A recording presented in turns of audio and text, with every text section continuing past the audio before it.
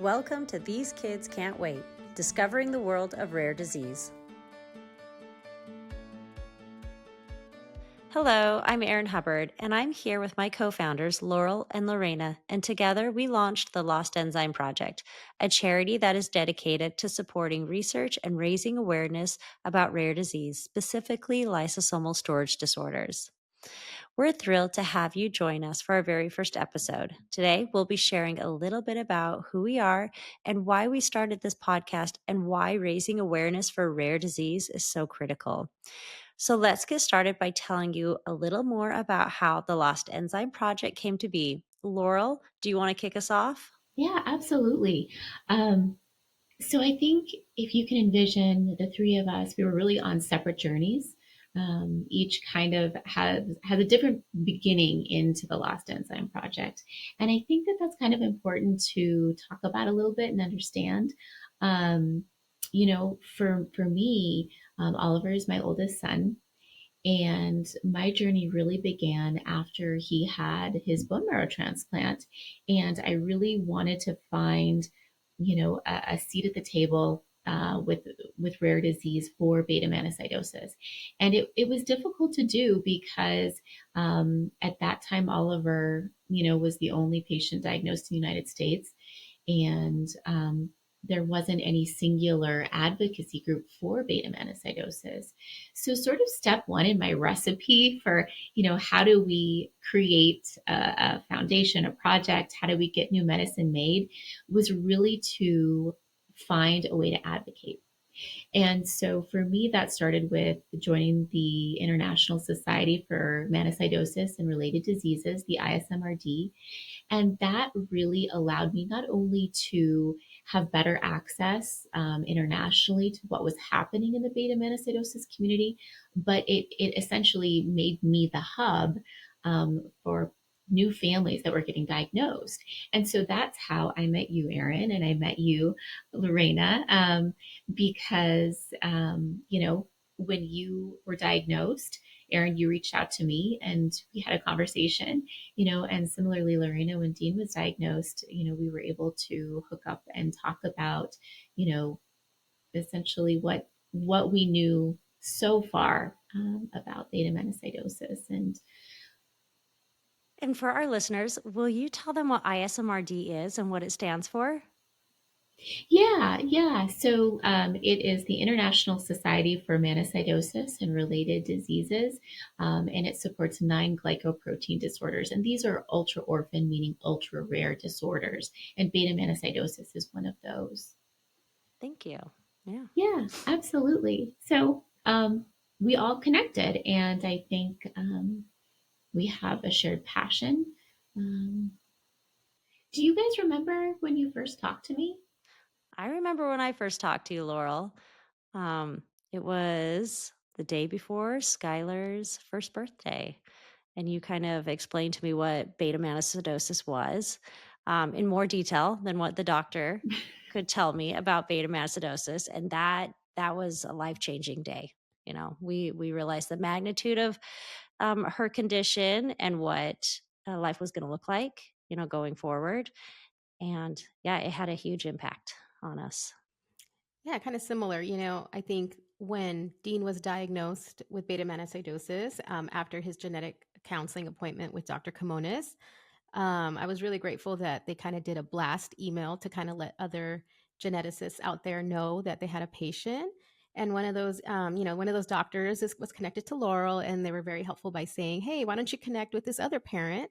And again, that was the same night I think Dean was diagnosed that I reached out to Laurel and kind of was just like, "Hey," couldn't even pronounce the disease at that point, but kind of wanted to reach out and just bring it up. And it was really great phone conversations. And, kind of like you, Erin, where a lot of explaining, a lot of trying to, a lot of questions that I had, obviously, as kind of just figuring it out. But I think it's a really great way that we kind of came together that way. Again, like kind of Laurel being the hub. Mm-hmm. And then like I mentioned, Dr. Kimonis I was able to connect Dr. Kimonis and let her know, hey, there's other patients out there. Because during my during our genetic counseling appointment, she said she wasn't aware of anyone, yet. She said there might be one, but I'm not sure. So I was able to connect her with emails and saying, hey, this is a parent. Her name's Laurel, her son's Oliver. You may want to connect with her.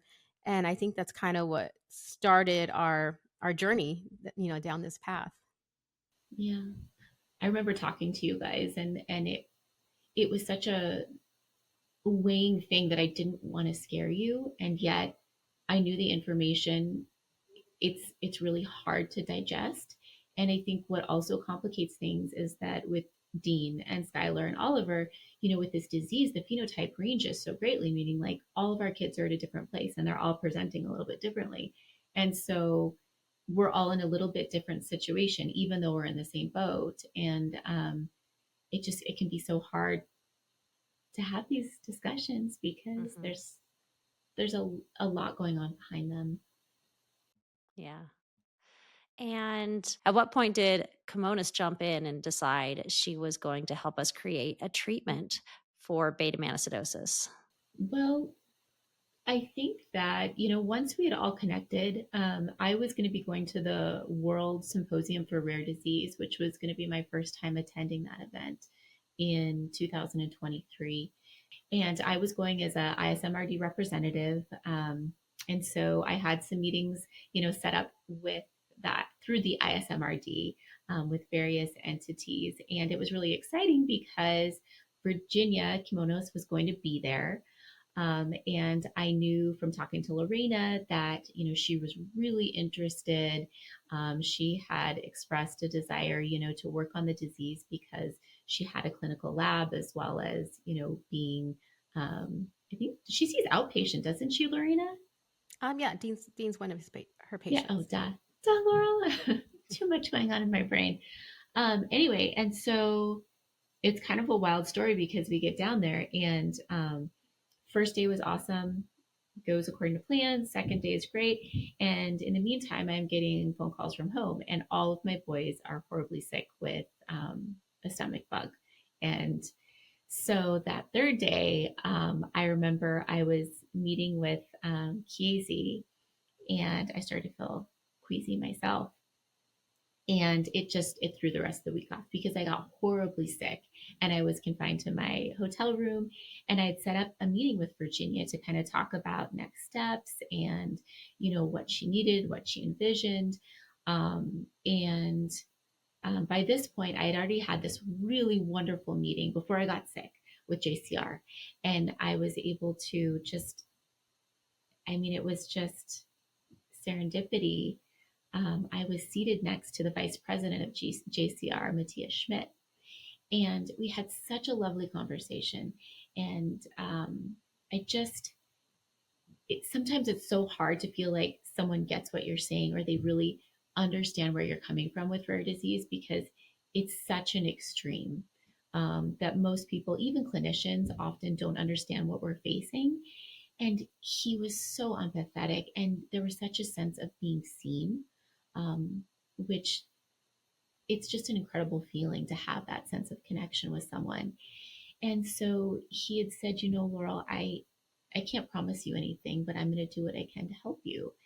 And we were actually there at a meeting for fucosidosis, a natural history study that JCR was starting for that. And, they had done some enzyme replacement therapy. And so I was like, okay, well, this is great. There's this connection. So fast forward, I'm finally feeling better. I was able to reconnect with Virginia just off the fly. We were able to just meet, and it was the day before I was flying out. So we're sitting outside meeting, and it's in Florida. So it was really hot and we were hungry. And so we went inside to get some food. And who do I see walking out of one of the large conference rooms? It was Matthias Schmidt. And so I grabbed Virginia and I said, come on, let's go. I'm gonna introduce you to, because I thought if I could get these two together, magic could happen potentially, right? You've got these two amazing, incredible, smart, motivated people.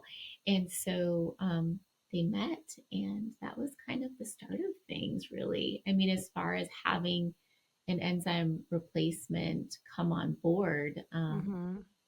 that was the start of those talks.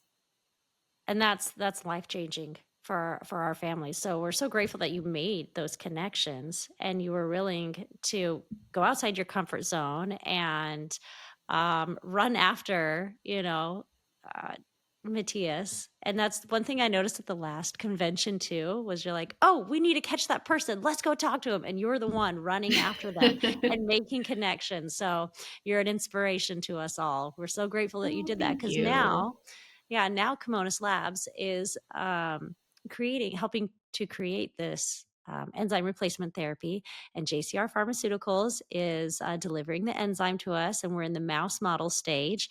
Lorena, you should tell us more about the mouse model stage. I think it's fascinating, and you have all the answers on that. I don't know if I have all the answers, but yeah, like so from what I know is that again, kind of I think we've been really lucky. I know we were kind of contacting I know it's kind of tasked to try to find these beta manocytosis created mice, because there was some papers. I had called around and I was able to find some one of the universities that had still had some frozen embryos. And so we were trying to kind of working out, but that's a very big timing thing. Like you have to be ready for these mouse embryos to be thawed, shipped, reanimated or how whatever they call it. I kind of forgot. But and if something goes wrong or if it's stuck in shipping, they could potentially be like, damaged. So we were kind of in that process. And of course, just through papers and stuff, um, one of the Dr. Kimonis' lab members was able to they were able to reach out to a different group at another university to kind of find out. And they actually had live beta manocytosis mice breeding. So they were kind of working on that. They had been working on that. So thankfully, they were willing to give us a couple pairs of male and female mice so that they could breed. And so that actually makes it a lot easier as far as, again, not having to try to transfer embryos. We were able to ship them to the university, to Dr. Kimonis' lab. And at this stage that we saw, Erin, that we were kind of saying was exciting, we were able to see that they were put them together in breeding pairs. There was litters of mice kind of happening. And then, talking to them, I found out that, they've done some genetic testing and now they have, exactly what I believe, what homozygous pairs that they're breeding now to make sure that, that we get mice that are similar or very close to beta manocytosis disease state. So we're moving fast. Yeah, and it was really exciting to see that. It wasn't real to me until I saw that.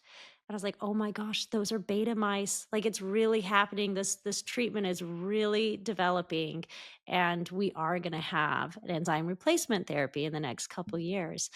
Um Yeah. so You might see me crying over the mice here and there if I work with them. These are our kids. That's what I keep saying, they are. Are we Mhm. allowed to name them? Do scientists name their mice? I give them, I don't know, not usually. Usually it's numbers or some type of identification, Oh, but that's probably good. mhm. And we're grateful for Kimonos Labs and that whole team that's working on the project. They were really nice and it was fun to meet them as well. So I think it would be good for our listeners to hear a little bit about our families and our children who are affected with beta manocytosis. Um, so, Lorena, why don't you tell us a little bit more about Dean? Yeah, so Dean, so as far as like his diagnosis and stuff, Dean does have some hearing loss, and that's kind of how we came about this, right? He suddenly at like 5 years old, he didn't pass his hearing screening where he had passed his newborn and he had passed hearing testing when he was about 2.5 because kind of not meeting his word counts. So yeah, and he was diagnosed at around 5, turning 6 with hearing loss, which kind of made me go, well, that's odd. Why? So of course you go on like Dr. Google and you start Right? Googling, and of course that's it's good and bad because obviously you get like a host of different things that are telling you it could be this, but of course that turns on like any parents, mom bells, like, oh my god. So I called this pediatrician, was like, hey, I'm reading all these things and I'd like to get Dean genetically tested. And so she was very on board with it. She's like, yeah, sure, no problem. So we got him genetic tested, and that's how we came out with the beta manocytosis diagnosis. So again, like I said, after his genetic screening, that's how again he was diagnosed. Dr. Kimonis was his geneticist, and she did tell me kind of what we talked about how he's the only patient that she's ever seen and that how rare it is. But, aside from his, diagnosis, Dean, he's just honestly, comparing, I mean, I know Erin, you're a boy mom. I think he's just a regular 10-year-old boy. Literally talks about, oh gosh, I don't even want to say it sometimes, but like farts and all the great things and all the new words. And you know how many times I have to hear Giat all day, but he's just like, again, I'm very fortunate that he is very active.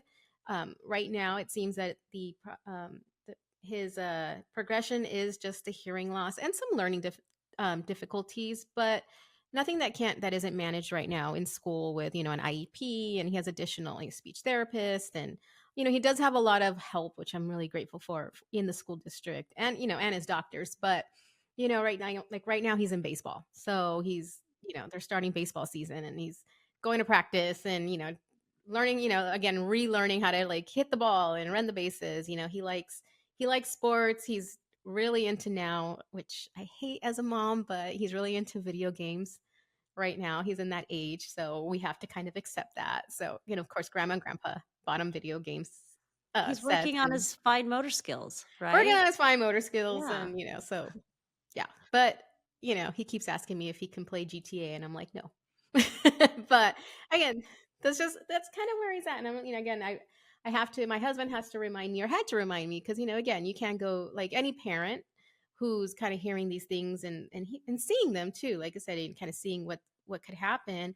You kind of do go down a very sad place, and that's I'm lucky that my husband reminds me. He's like, I get it, but you also have to see where he's at now, and we just have to let him be uh, you know, a crazy, silly 10-year-old boy. And just, if we have to make modifications, we will. But, so that's kind of where we're at. And, Dean's, like I said, Dean's just doing really well, and, just being really silly. And I'm really enjoying this age right now, actually.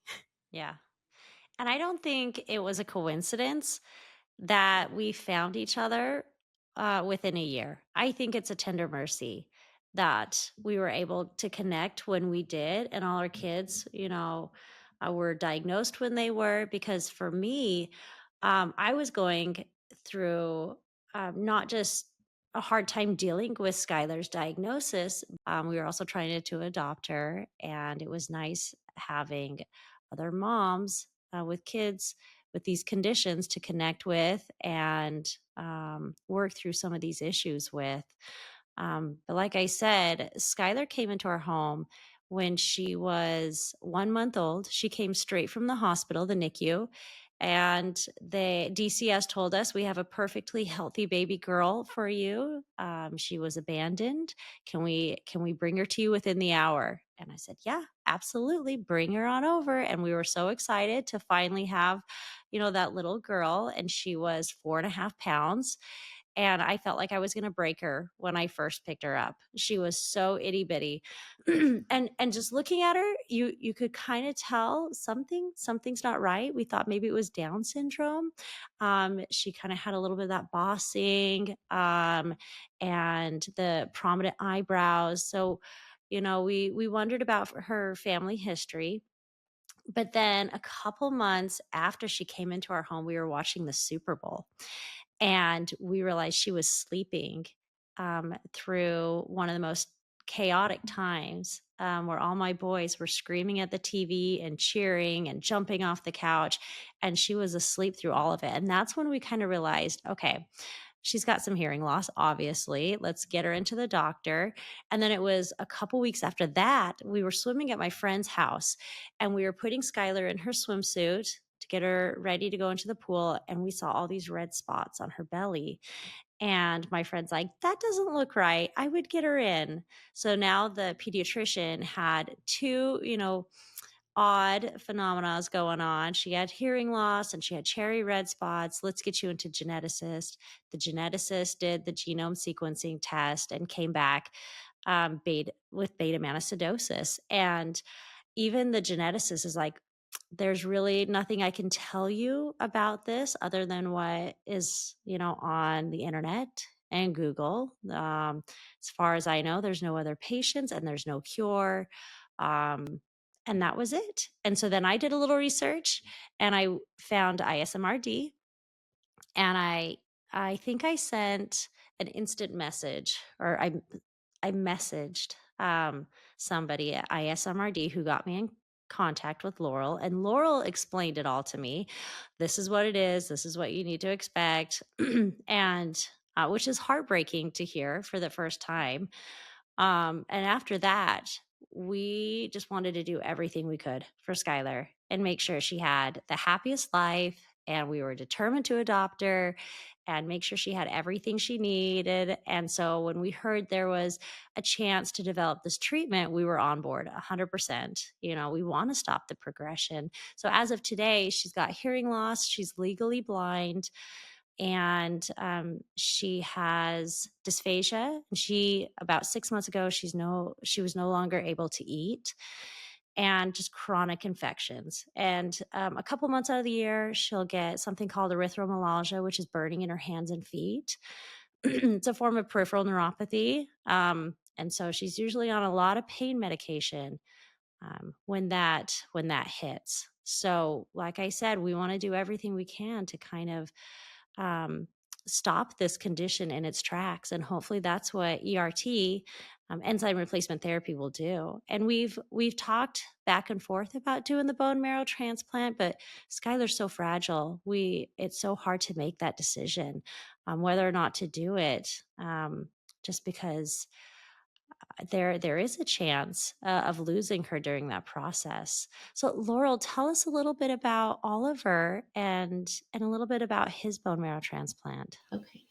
So Oliver is the sweetest boy. He's got a huge heart. He's just he's a real warrior. He has been through so much in such a short amount of time, and a lot of it's been really difficult and heartbreaking. But he meets every day with a smile on his face. He's got a wonderful sense of humor. Um, even a pretty sophisticated sense of sarcasm, and he loves his life. He loves going to school. He loves to travel. He's super passionate about basketball. That's kind of his main focus right now. And the LA Lakers, and really everything California and LA specifically is for Oliver. He loves the Rams, but basketball is his primary love and focus. He loves LeBron James. I mean, LeBron is the king in our home and will always reign, which is hilarious because my husband is a lifelong Celtics fan. So there's a lot of good back and forth about that. Um, and Oliver's journey is he was diagnosed when he was 4 at the Mayo Clinic in Rochester, Minnesota, and he was referred to have a bone marrow transplant in Minneapolis. And so he was transplanted at 4. Everything happened so fast. He was diagnosed, HLA typing done, and he was transplanted within 3 months of diagnosis, which is just kind of a wild timeline. And came through that, and since that time, I do think that the transplant, and that was the first done in medical history as well. And he was the first person diagnosed in the US. So we just didn't have a lot of information at that time. And it's kind of been like a learn as you go type of thing. Um, and since that time, he's continued to progress through the disease. And so it can be difficult to look at old videos and pictures because he was really independent, walking without any type of assisted device. And so since that time, Oliver now he uses a walker or like a motorized scooter, walker for very short distances, but is having a difficult time standing. Um, and so really needs assistance with most transitions and moving. And I typically push him on his rollator around the house. I mean, the walker he's using again just for really short distances. His hearing's fine. He's never had any hearing loss like your kids. Um, Legally blind as well, like Skylar. But really, most of the symptoms are gross motor, and then some learning disability there as well. But he really makes the most of everything. He does not complain. He's very aware that he is having more difficulty moving, and he does get really frustrated. But he's just an inspiration because, um, sorry, I'm going to get emotional. He's been through so much more than most people will ever be going through in a lifetime, you know, especially with health related stuff. And he just powers through it, and it's I'm always in awe of Oliver, you know, because he's amazing. He's an incredible kid, and he's so kind. He's everybody's friend. Yeah, I love watching videos of him because you can see his personality. I know his body is affected and it's really hard for him to get around, but he has so much personality and you can see it in his expressions and his responses. And I think all of our kids have um, these incredible personalities and are so inspirational, which is why I want to tell these stories and want to get these stories out there. And this is why we've created the podcast too, is to spread awareness. Yeah, and Um, Erin, you talked about, I know you talked about Skylar's diagnosis, but you really haven't talked about, like I said, when I saw Skylar, she was just a wild little toddler running around. Oh, you have no idea. She is a fireball. She has the biggest personality and she's really goofy. She loves to tease us. And I think it's because she has four older brothers and she loves to wrestle them with dual sensory loss. She has this intense craving for sensory input. So she's constantly climbing on things, and we have this retaining wall in our house and she likes to climb on it and jump off into bean bags. We've got a sensory swing in the middle of our living room. Forget aesthetically pleasing furniture and household. It's how can we wear this girl out? We have a bouncy house in our backyard and she has more energy than the four boys put together, and she's hilarious. She So rules your she house, right? she rules the house and she knows it. So that's why it's so hard sometimes to see her when she's sick or has a regression, because we know that she's a fighter and she's a fireball. So yeah. So, Erin, where did the Lost Enzyme Project start? Like, when you're thinking back, at what time frame, like, did it all begin to come So I together? actually remember where I was. I remember having a phone call with you guys while we were in Utah, and I was in the office in Utah, and we were coming up with a way to fund this treatment that Dr. Kimonis and JCR Pharmaceuticals is creating for us. And we were debating the name and the logo and our mission statement. So it was 2 summers ago, correct? Yeah, it was 2 summers ago. And from there, we were determined to help fund, the development of this enzyme replacement therapy and support the kids with this condition. So that's when the Lost Enzyme Project was born. And since then, we've come a long way. We've raised about 160, almost $170,000. We still have a little ways to go. We're trying to get over that $500,000 mark. But we're really excited for what we have in the future coming up. We've got some exciting events, and we are launching a new website and this podcast. We've hired on some amazing people to help our team. So we have Laurel and Lorena and I as co-founders, but we also have a patient identification team, and they're making a lot of progress. We have a patient advocacy team who's going to be help supporting the patients that we find in our current patients. And we've got a media team. And yeah, I'm really excited about where we're going and what we're going to accomplish. And I'm excited for this podcast because I somebody recommended we do it, and I was really nervous about being on a camera and having my voice recorded. I don't like speaking in public. And so I told my friend, no, it's not going to happen. I'm not starting a podcast. I'm too anxious. And the more I've done it, and once I did jump into it, the more I've done it, the more I've enjoyed it, because I'm learning so much about patient stories and everything that goes into creating a treatment. I've really enjoyed speaking with the doctors who are working on it, and you're getting to know them um, on a deeper level. And I'm really excited to talk to some of the pharmaceutical companies and some of our donors who have contributed, and why they give. And because it's so important to us, it means so much to us that everybody is involved in helping us um, meet our goal and create this treatment. These kids can't wait. Every day, Skylar progresses a little more, Oliver progresses a little more, and we want to see them succeed in the future and participate in those sports and the things that they like to do and roughhouse with their brothers and sisters. So, yeah. Yeah. And with that, I want to say thank you so much to everyone listening for joining us for this first episode. Um, we promise it will get better as we do more. If you'd like to learn more about the Lost Enzyme Project or support our mission, you can find us at thelostenzymeproject.org. And don't forget to subscribe to the podcast, leave a review, and share it with your friends.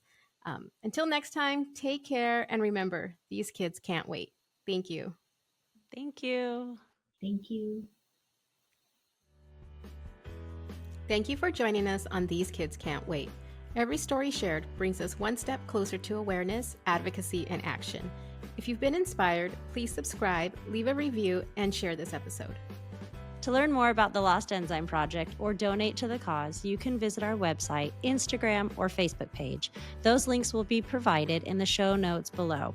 Thank you again, and remember, these kids can't wait, but together, we can make a difference.